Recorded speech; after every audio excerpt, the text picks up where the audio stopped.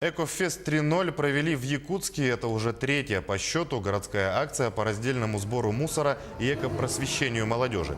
В рамках мероприятия жители города могли сдать вторсырье – картон, бумагу, пластик, алюминиевые банки, батарейки, аккумуляторы и многое другое.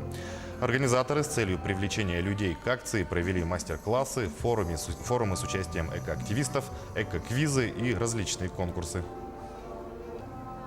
Фонд будущих поколений, начиная с 2016 года, уделяет особое внимание охране окружающей среды. Начиная с 2016 года мы проводим грантовые конкурсы для